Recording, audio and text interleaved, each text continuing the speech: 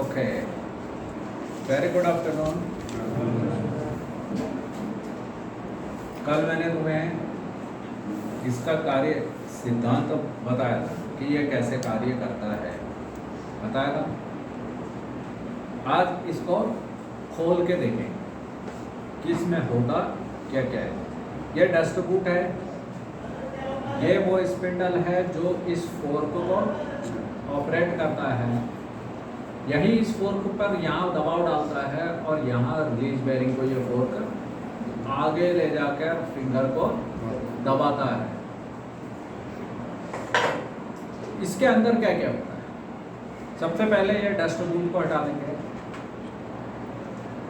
इन्हें वाहन से खोलने के लिए क्या क्या tools and equipments required? 10-11 millimetre 10-11 का ओपन जॉ और रिंग स्पैनर। नहीं तो सबसे पहले क्या यूज करना है? सॉकेट सेट यूज करना है, जो कि एकदम बोल्ट फुल टॉर्क से टाइट है। तो उन्हें लूज करने के लिए socket set and T handle का प्रयोग। क्लियर है? उसके बाद रिंग स्पैनर, देन फटाफट काम करने के लिए ओपन जॉ का प्रयोग, या फिर रैचेट या टी फ्लक्स। अंदर है बोल्ट तो टी फ्लक्स का प्रयोग। तो जो जो भी स्पैनर रिक्वायर्ड है, सबसे पहले वो टूल्स अपने पास रख लेने हैं। ये कॉन्ट्रैक्टिंग टाइप का प्लेयर है, जिसमें सर्कलिप लॉक में जो आई बनी है, जो होल है, उसको दबा के इसे सर्कलिप लॉक को निकाल लेना है।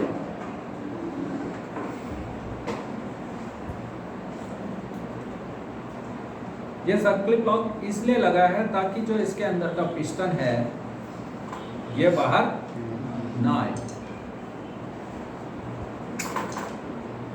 ये ऑपरेट करते समय ये बाहर ना आए।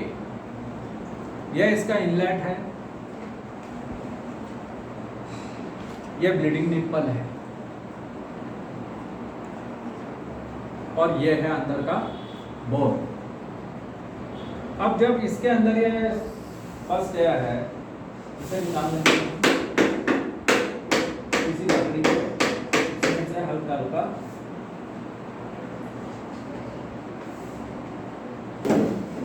डस्ट बूट हटाया, सर्कलिप लॉक को हटाया,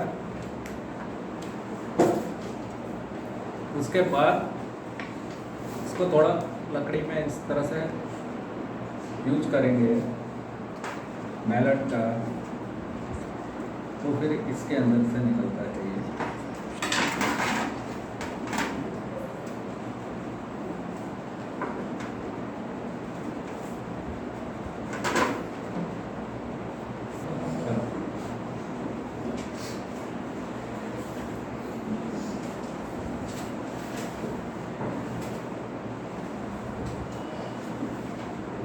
यह निकला व्हील सिलेंडर का पिस्टन, यानी स्लेब सिलेंडर का यह है पिस्टन असेंबली। इसके साथ रिटर्निंग स्प्रिंग है, जो कि इसे जैसे ही क्लच पे से हार हट जाएगा, ड्राइवर पैर हटा देगा, तो रिलीज बेरिंग तो अब के साथ जो स्प्रिंग लगा है उसने रिलीज बेरिंग को पीछे खींच दिया, उससे पहले ये अंदर की तरफ को चला जाएगा। ठीक है? जब इसे दबाएंगे तो ये स्प्रिंग दबेगी, और फिर जैसे इस पर से बाहर हटेगा तो ये स्प्रिंग फैलेगी। इसके फैलते ही जो फ्लूइड इसके अंदर आया है वो इस पाइप से वापस इस रिजर्वायर में चला जाता है। अब इसमें होता क्या क्या है? इसमें ये रबर की सील है। जो भी हाइड्रोलिक फ्लूइड यूज किया जाता है, लगभग क्लच में और ब्रेक सिस्टम में, जो हाइड्रोलिक ब्रेक सिस्टम में यूज होता है, वो है ब्रेक फ्लूइड .3 उसका मार्का है, वही लेना है। इसमें फर्क क्या होता है? जो भी ये फ्लूइड यूज हो रहा है इसका बॉइलिंग पॉइंट हाई होना चाहिए। सबसे जानने वाली बात क्या है कि इसका बॉइलिंग पॉइंट हाई होना चाहिए। क्यों? क्योंकि जब भी लिक्विड है इसको कंप्रेसिबल बनाया हुआ है। क्लियर है? Liquid can not be compressed, liquid को दबाया नहीं जा सकता, परंतु इसे कंप्रेसिबल बनाया गया है। यह नेचुरल हाइड्रोकार्बन है जो प्रकृति की गर्भ से निकलता है, उसी से फ्यूल बनते हैं, उसी को आगे एडिटिव्स मिला के उसको प्रोसेस करके उसी से लुब्रिकेंट ऑयल और इस तरह के ब्रेक फ्लूइड वगैरह जो भी हाइड्रोलिक एक्चुएशन के लिए जो फ्लूइड तैयार किया जाता है वो उसी से किया। कुछ इसमें इसकी कुछ प्रॉपर्टीज हैं कि इसका सबसे पहले बॉइलिंग पॉइंट काफ़ी ऊपर होना चाहिए, क्योंकि जब ब्रेक फ्लूइड में इसको यूज कर रहे हैं तो वहाँ पर ब्रेक्स क्या कर रहे हैं, वाहन की जो काइनेटिक एनर्जी है उसको हीट एनर्जी में कन्वर्ट कर रहे हैं। फ्रिक्शन होगा जब पैड फैलेगा या डिस्क पैड पकड़ेगा डिस्क को तो वह भी गर्म होगा, भले वो नॉन मेटल है, पर आजकल क्या है मेटलिक सरफेस भी यूज किया जा रहा है, उसके साथ मेटल जो में यूज किया जा रहा है। तो यदि यह गर्म में इसका बॉइलिंग पॉइंट हाई नहीं होगा तो वहाँ पर जो ब्रेक लाइनों में ये फ्लूइड जा रहा है ये वेपोराइज हो जाएगा। सेम जब क्लच में भी बार बार गियर अप डाउन करने की आवश्यकता पड़ती है, कभी हाईवे में बढ़िया खुला हुआ सड़क मिलती है उसमें तो स्पीड ज़्यादा होती है, पर जैसे भीड़ भाड़ या चौराहा आता है तो वहाँ पर स्पीड कम करनी पड़ती है। पहाड़ों में तो बहुत बार गियर अप डाउन करना होता है, पहाड़ों में ड्राइविंग और वर्स्ट हो जाती कंडीशंस। तो बार बार क्लच का प्रयोग करेंगे तो इस फ्लूइड को हम कंप्रेस कर रहे हैं। कंप्रेस करने से ये फ्लूइड गर्म होकर कहीं वेपर बन के वेपर लॉक पैदा ना करे। यदि ये वेपराइज हो जाएगा तो ये फ्लूइड के बीच में जो बबल बनेगा, जो वेपर बनेगी, वो फ्लूइड के प्रवाह में बाधा डालेगी। इसलिए जो boiling point should be high. इसका बॉइलिंग पॉइंट रखा जाता है 250 से 300 डिग्री सेंटीग्रेड, इतना होना चाहिए, इससे कम नहीं होना चाहिए। ठीक है? और इसमें ऐसी प्रॉपर्टी होनी चाहिए जो फ्लूइड यूज हो रहा है वह रबर में, प्लास्टिक में, मेटल में किसी भी तरह का दुष्प्रभाव न डाले, कोरोजन ना करे, उसके अंदर लुब्रिसिटी भी हो और जितना चाहिए रिक्वायर्ड विस्कोसिटी भी हो। तो जो मॉडर्न ब्रेक फ्लूइड यूज किए जाते हैं वह ग्लाइकॉल ईथर और पॉलीग्लाइकॉल बेस्ड होते हैं, कुछ सिलिकॉन बेस्ड भी होते हैं, पर वो तभी यूज किए जाने हैं जहां वाहन निर्माता इसकी संस्तुति करता हो, रेकमेंड करता हो। जो वाहन निर्माता ने अपने सर्विस मैनुअल में लिखा हुआ है, वर्कशॉप मैनुअल में लिखा हुआ है, उन्हीं इंस्ट्रक्शंस का फॉलो करना है, उनका अनुपालन करना है। अपनी मर्जी से किसी भी प्रकार के फ्लूइड को बदलना नहीं है। समझ में आई? जिस मार्क का जिस कंपनी का फ्लूइड रेकमेंड है वही डालना है। क्लियर है? क्योंकि इसके अंदर ऐसी प्रॉपर्टी है, इसका बॉइलिंग पॉइंट है, इसका फ्रीजिंग पॉइंट है, इसकी विस्कोसिटी है, इसमें लुब्रिसिटी भी है, इसमें विस्कोसिटी भी। और विस्कोसिटी टेम्परेचर के साथ विस्कोसिटी का घनिष्ठ संबंध है। जब लुब्रिकेंट पढ़ाया था मैंने उस समय मुझे क्लियर बताया था कि जैसे जैसे तापमान कम होगा विस्कोसिटी बढ़ जाएगी, पर तापमान बढ़ेगा तो विस्कोसिटी कम हो जाएगी। विस्कोसिटी किसी भी फ्लूइड का वह गुण है जो उसके मुक्त प्रवाह में बाधा डालता है। जब गर्म होगा तो वह पतला हो जाएगा, फ्लूइड बहने लगेगा, और जब ठंडा होगा, क्योंकि ऑटोमोबाइल को तो हर जगह चलना है, अपने भारत में जहाँ नॉर्मल गाड़ियाँ चलती हैं वहाँ भी तापमान में काफ़ी अंतर आता है। जैसे लेह है, कारगिल है, मनाली है, हमारे इधर बद्रीनाथ केदारनाथ है, वहाँ तापमान एकदम डाउन हो जाता है। तो रात में अगर यह फ्लूइड की विस्कोसिटी यदि इस तरह की नहीं होगी तो वो क्या करेगा, पूरा फ्लूइड ऐसे ठंड में जम जाएगा, तो सवेरे ना तो ब्रेक लगेंगे ना तो क्लच डिसेंगे। समझ में आ रही है? इसलिए जो मार्क दिया हुआ है, जो ब्रांड दिया हुआ है, वही यूज करना। इसे रबर पार्ट्स के ऊपर किसी भी प्रकार का दुष्प्रभाव नहीं डालने वाला होना चाहिए। यानी जो फ्लूइड यूज हो रहा है वह रबर पार्ट्स को ना तो फैलाए ना उन्हें सिकोड़े। यदि सिकोड़ देंगे, यदि इस फ्लूइड में जाकर रबर पार्ट से सिकुड़ जाएंगे तो वो प्रॉपर जो हमें जितना कंप्रेशन मिलना है वो नहीं मिलेगा, और ब्रेक फ्लूइड यहाँ से, जो भी क्लच फ्लूइड, जो भी फ्लूइड यूज हो रहा है वह यहाँ से गिर जाएगा। लुब्रिकेंट बढ़ाते समय मैंने तुम्हें बहुत बढ़िया तरीके से बताया था कि इसके अंदर एक कुशनिंग इफेक्ट है। क्या होता है? Cushioning effect. वही कुशनिंग इफेक्ट है जो कि झटकों को सहन करता है, और सीलिंग इफेक्ट भी इसका है। तो यदि यह इस रबर पार्ट्स के अंदर कोई दुष्प्रभाव डाले, इसको श्रिंक कर दे, सिकोड़ देगा, तो जो जितना कंप्रेशन चाहिए उतना नहीं मिलेगा और ब्रेक इसका फ्लूइड बाहर लीकेज हो जाएगा। यदि यह फूला देगा, जैसे कि इसका अभी फूल गया, फूला इसलिए है क्योंकि इसे टाइम पर ब्रेक फ्लूइड को चेंज नहीं किया या क्लच फ्लूइड को चेंज नहीं किया। जब वहाँ निर्माता ने मैनुअल में लिखा है कि ये जो फ्लूइड क्लच में यूज हो रहा है इसको 30,000 किलोमीटर पे चेंज कर देना है, लेकिन ना तो ड्राइवर ध्यान दे रहा है ना उस वाहन का मालिक ध्यान दे रहा है, और वो ऑथराइज्ड सर्विस स्टेशन में जाता ही नहीं है। उसने फ्री सर्विस स्टेशन में फ्री सर्विस जितनी करानी थी, 2-3 फ्री सर्विस, वो तो सर्विस स्टेशन में करा ली, उसके बाद इधर उधर काम कराने लगा। उसको पता ही नहीं है कि ये क्लच फ्लूइड भी बदलना है, ब्रेक फ्लूइड भी बदलना है।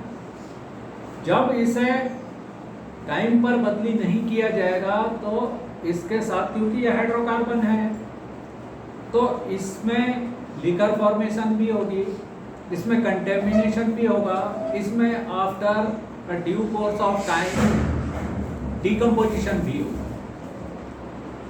तो वो गारंटी खत्म हो गई इसकी कि ये रबर पार्ट्स पे दुष्प्रभाव नहीं डालता है, मेटल पे दुष्प्रभाव नहीं डालने वाला है।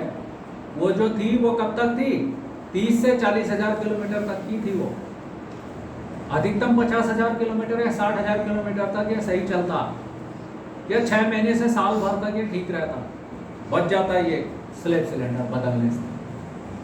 पर इसको देखा ही नहीं गया, जब से वाहन लिया उसके बाद चेंज ही नहीं किया। ऐसी कंडीशन में ये रबर पार्ट्स भी फूलेंगे।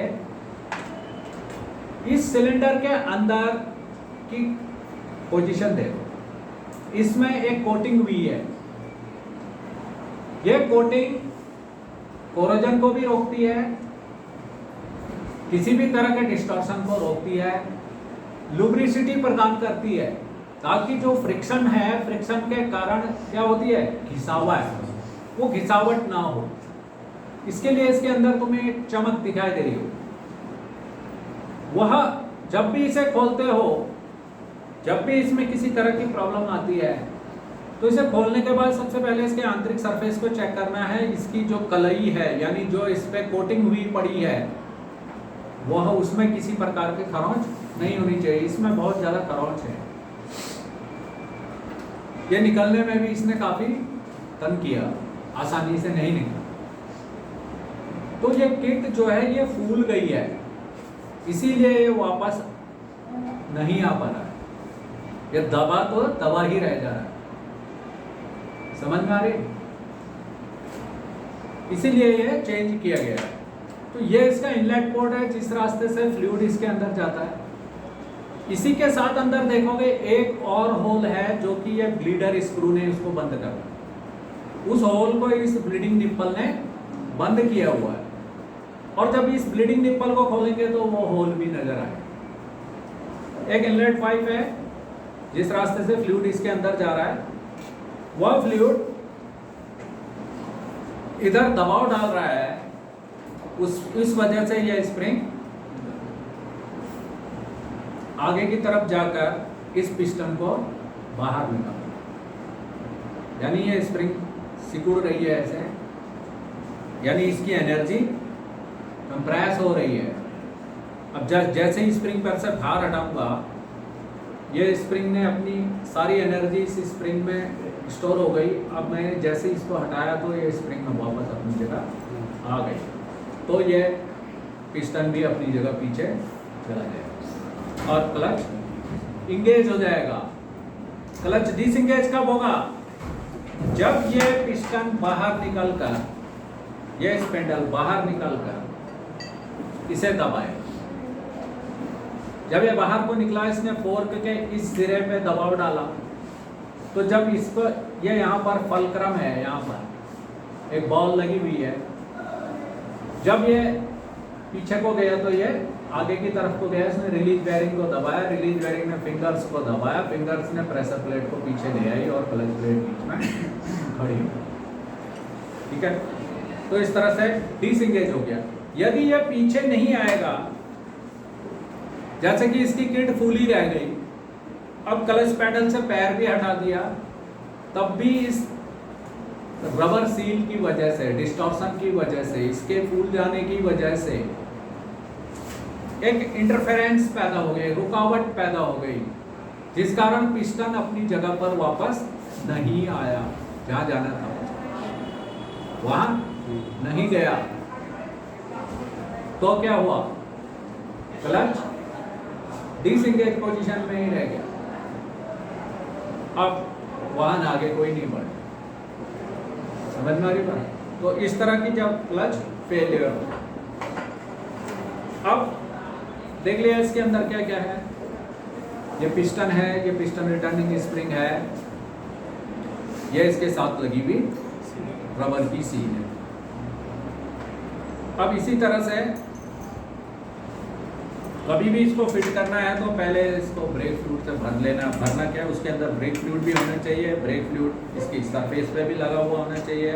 ये रबर पार्ट्स हमेशा ब्रेक फ्लूइड में डूबे होने चाहिए ताकि इन्हें फिट करने में ये आसानी से फिट हो जाए। इसी तरह से ये जो क्लच सिलेंडर है, इसमें भी इधर ये डस्ट बूट है, डस्ट बूट, जो कि डस्ट को अंदर जाने से रोकता है, अंदर डस्ट नहीं जाने देता। इसके साथ लगा हुआ ये क्लच पैडल के साथ लगा है, ये वाला सिरा क्लच पैडल के साथ लगा है। इसमें यहाँ पर ये दो नट दिखाई दे रहे हैं, इनमें एक लॉक नट है और एक एडजस्टिंग नट है। लॉक नट को लूज करके हम इसे घुमा के इस क्लच पैडल फ्री प्ले को एडजस्ट कर। ठीक है, ये नीचे बाद में जब नीचे प्लेसमेंट ड्राइव पूरी हो जाएगी, फिर नीचे क्लच की फ्री प्ले को कैसे एडजस्ट किया जाता है वो वाहन पे सीखो, गाड़ी में सीखो, तब पता चलेगा कि पैडल कितना अंदर जा रहा है, उसकी माप क्या है, और मैनुअल में कितना लिखा हुआ है, कितनी होनी चाहिए, उतनी ही होनी चाहिए, उससे कम या अधिक नहीं। समझ में आ रही है? तो इसको हटाने के बाद फिर यहां पर भी एक लॉक है, इस लॉक को खोल लेना है।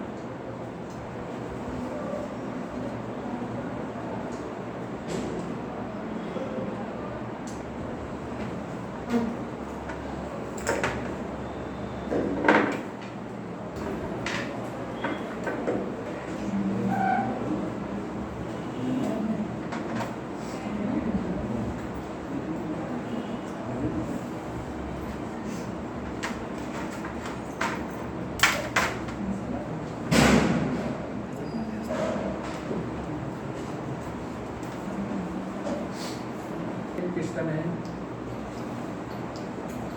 जो कि चल रहा है आगे पीछे, इसे भी निकालने के लिए वही प्रक्रिया करनी है। दबाया और ये गर्म हो गया। अब जो इसके अंदर से निकला,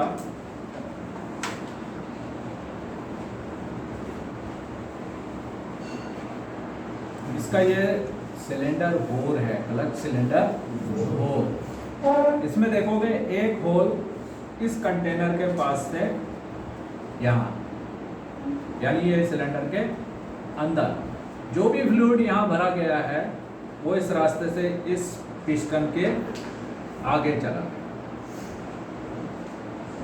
यहाँ पर जो पैडल से निकली हुई रॉड है,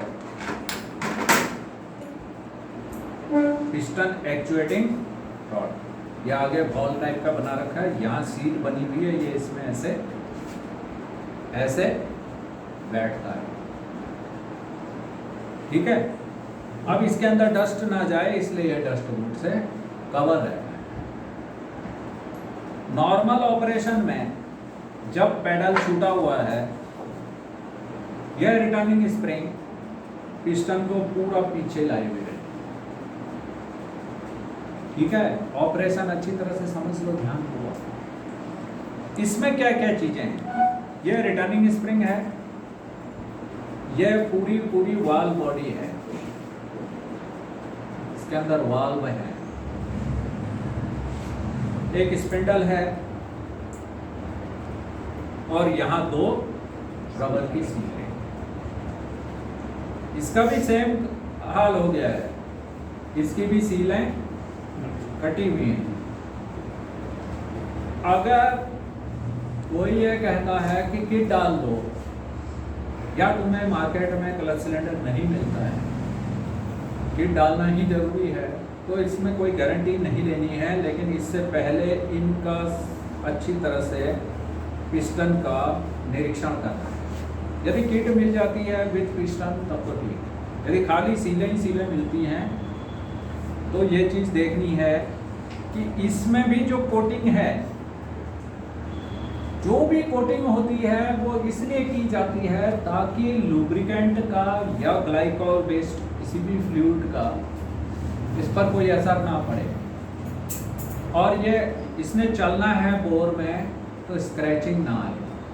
पर यहाँ ये काफ़ी खुरचन इसमें साफ नज़र आ गई, पूरे सरफेस में ये इसकी कलई उतर चुकी है, यानी जो कोटिंग इस पर की गई थी वो पूरी तरह से निकल चुकी है, ये वर्न आउट हो चुकी है। जो पूरा कंप्रेशन मिलना चाहिए वह नहीं मिलेगा और इस रास्ते से फ्लूइड लीक होगा।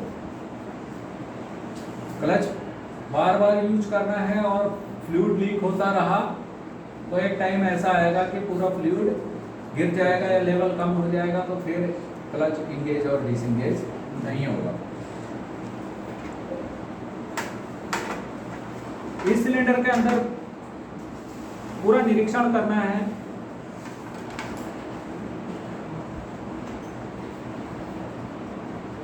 और देखना है किसी तरह का कोई मेटल तो नहीं है या किसी तरह की खरोंच तो नहीं है, इसमें कोई गड्ढे तो नहीं नजर आ रहे हैं या महसूस हो रहे हैं,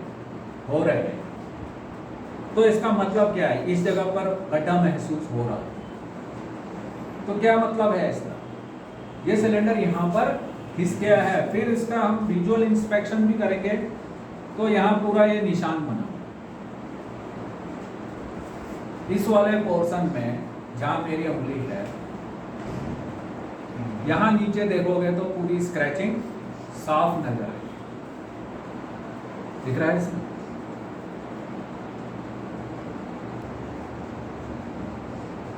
इसको बहुत ध्यानपूर्वक देखना है, ये किसी भी तरह की स्क्रैचिंग यदि इस सिलेंडर में है तो इसमें किट नहीं पड़ेगी, यह पूरा असेंबली बदली होगी। ठीक है, अगर ऐसा आप नहीं करते हैं और इसमें जबरदस्ती पिस्टन भी नया है, सब सील लगी हुई है और फिट कर दो, ऐसे ये चलेगा नहीं, या फिर ठीक है, ये अभी इतने महंगे भी नहीं है पार्ट्स कि इसे बदली नहीं किए जा सकते। ठीक है, तो इस समय ध्यान देना है, एक एक पार्ट्स को गौर से देखना है, इन सीलों को चेक करना है और मास्टर सिलेंडर के बोर को चेक करना है। यदि इसे लॉन्ग लाइफ रखना है तो सीधा सीधा हिसाब है कि जो फ्लूइड यूज हो रहा है उसको टाइम पर जो पीरियड उसका दिया हुआ है 30,000 किलोमीटर या 6 मंथ जो भी पहले होता है उस समय उसको बदली कर लेंगे।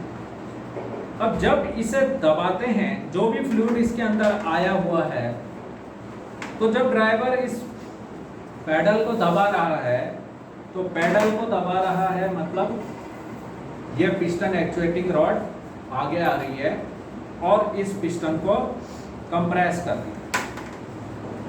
तो कंप्रेस करने से यह वाला हिस्सा इसके सामने वाले होल को जाकर बंद कर देता है, ताकि कंप्रेशन के कारण वो फ्लूइड वापस रिजर्वॉयर के रास्ते ऊपर को ना आ जाए। अगर इस पोर्ट को बंद नहीं किया जाएगा तो फ्लूइड यहां से ऊपर को आएगा, यहां से ऊपर को आ जाएगा तो सिस्टम में नहीं जा पाएगा। इसलिए ये वाला जो वाल्व है वो इसके पोर्ट को बंद कर रहा है और जो बचा हुआ रेस्ट फ्लूइड है वो इन रास्तों से निकल के प्रेशराइज्ड होकर यह आउटलेट पाइप से सीधे स्लेव सिलेंडर में पहुंच जाता है। इसको खोल के दिखाने का मतलब यह था कि हाउ इट वर्क्स, यह कार्य कैसे करता है। तो जो फ्लूइड इसके आगे गया हुआ है वो वापस इस कंटेनर में ना चढ़े, इसके लिए है ये वाल्व। ये जाकर इस पोर्ट को बंद कर रहा है और बाकी का जो काम है वह कंप्रेस होकर वो फ्लूइड इस रास्ते से स्लेव सिलेंडर में जाए। करेक्ट है? तो अब इसको असेंबल करते समय पूरी तरह से फ्लूइड से भिगा लेना है और बोर को भी लुब्रिकेट कर लेना है। उसके बाद इसे सीधे इसके अंदर डाल देना ताकि ये इजीली इसके अंदर मिला जाए। इसको जाने के बाद इसका लॉक लगा दिया और लॉक लगाने के बाद डस्ट बूट लगा के ये हो गया ऐसा। ठीक है? Have a great day.